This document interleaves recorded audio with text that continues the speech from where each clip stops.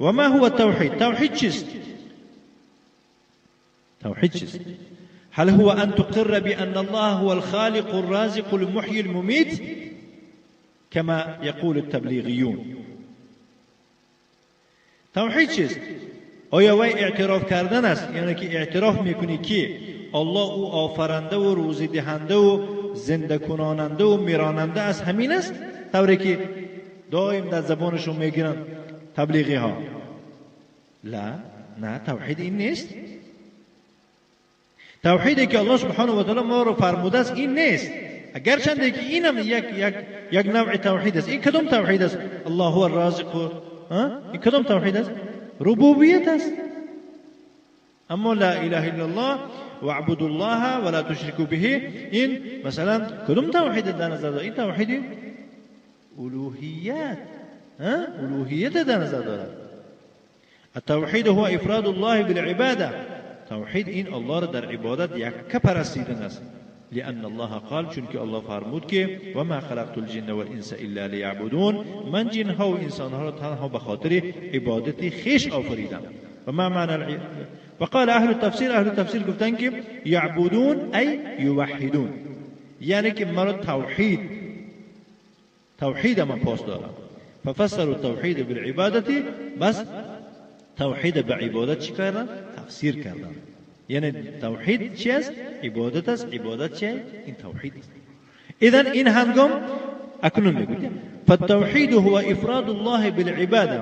مراد از توحید چی بود است؟ الله را در عبادت یک دانستن است. وليس هو الاقرار بان الله هو الخالق الرازق المحيي المميت المدبر. مراد از توحید این نیست که اعتراف کردن که الله او آفرنده و روزی دهنده و زنده کناننده و میراننده و تدبیر کننده است.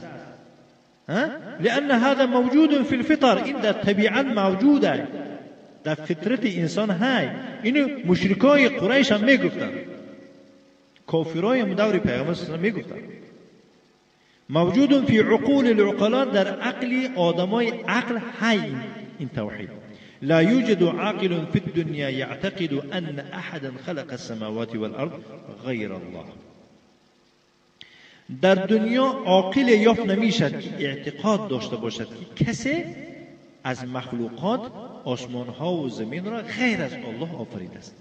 یگان کس تا امروز چقدر یعنی که هنبی و هنگی و بنگی و جندی و دیوانه که دعوای خدا میکردگی گذشتگی، ولی یگان تاش نگفته که همین زمین و آسمان و فلانی آفریدگی گفته، غیر الله را نگفته است.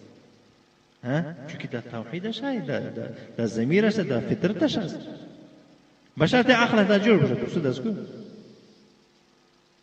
لا يوجد احد في العالم كله، در عالم، در تمام عالم یافت نمیشد کسی و ما فيه، و آن چیزی که بود در درون عالم است، من الكفار والملاحده، خواه کافر و خواه ملحد باشد، اعتقاد داشته باشد که احد من البشر خلق بشرا، یکی از انسانها یک انسان دیگر راست کرده. بخونده در دور بانکی همه آدم راست کرده، نگفته یکم کس. ولی این سألتهم من خلقهم، اگر اونها را پرسی که اونها را کی آفریده، لیقولن الله، میگن که الله. انا الله را خالق گفته ایستادیم در اینجا، آفرنده گفته ایستادیم. این کدام توحید است؟ توحید ربوبیت است. ولی این سألتهم من خلقهم، اگر اونها پرسید کی آفریده شو، میگن که الله، گفتن که الله آفریده. این توحید ربوبیت است. لیکن به اونها فایده کرد یا نه؟ فایده نکرد. فایده نیست. این خواهی نخواهی در ضمیرت هست. ولا يوجد عاقل في العالم يعتقد أن بشرا يخلق بشرا إنسانا يمشي على الأرض. در عالم عاقل یافت نمیشد که اعتقاد داشته باشد که یک انسان، یک بشر را همچون انسان آفریده است که در روی زمین راه رفته ایستاده است.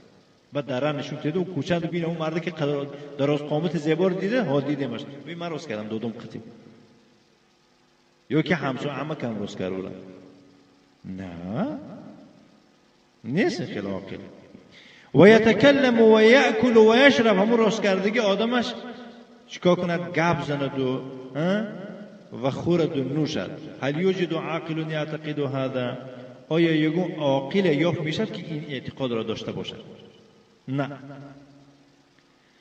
الله سبحانه و تعالی میفرماید که ام خلقوا من غیر شیء ام هم الخالقون، ای ام وجدوا من غیر موجد لهم، معناش یعنی که آیا اونها را آفریده شده است من غیر شیء، از هیچ چیز، یعنی هم خود از خود پیدا شدن،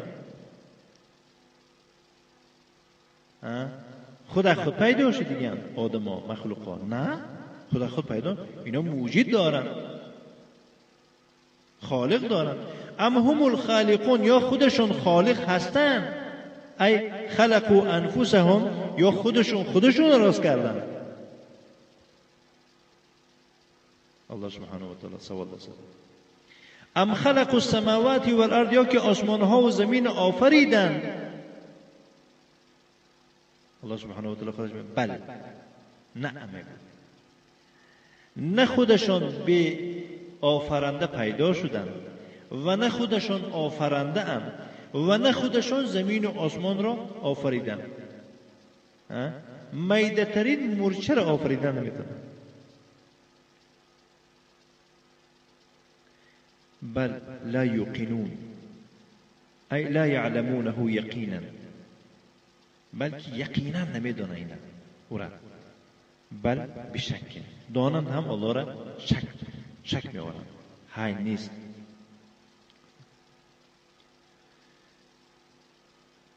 توحید الربوبیه موجود فی الفطر والعقول. توحید ربوبیت خواهی نخواهی هست در فطرت و در عقل. برای ما این یک احمقی است که وقتی که تو دعوت میکنی میگویی چی؟ فقط دعوتت لا اله الا الله معناش الله آفرنده است، زنده کناننده، نه، یک بیعقله. این میدونه وایشون وای خودشون میدونه الله روزی دهنده آفرنده.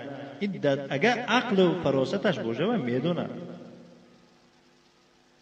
لکنه لا یکفی بدون توحید العباده. لیکن این توحید گرچند در وجودی همه موجودات مخلوقات باشد هم که به توحید عبادت کفایت نمیکنه. و مراد از توحید عبادت چیه؟ و هو افراد الله بالعباده، الله را در عبادت تنها دانستن است. دیدید الله سبحانه و تعالی در اونجا فرمود گفت که ولئن سألتهم من خلقهم لیقولون الله. اگر اونها را پرسی که کی اونها را آفریده، میگن که الله.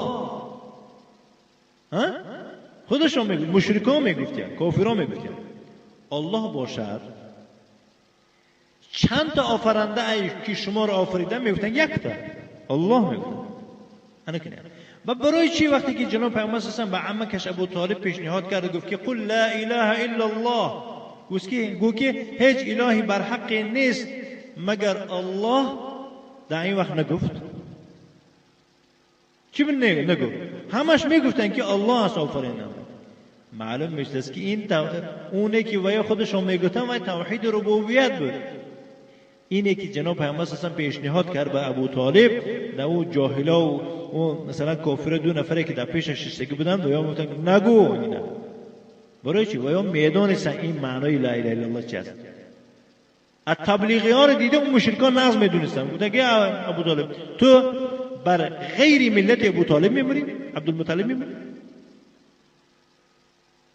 فهمیدید؟ یعنی اگر میگفت و تمام معبودات چیکار میکرد؟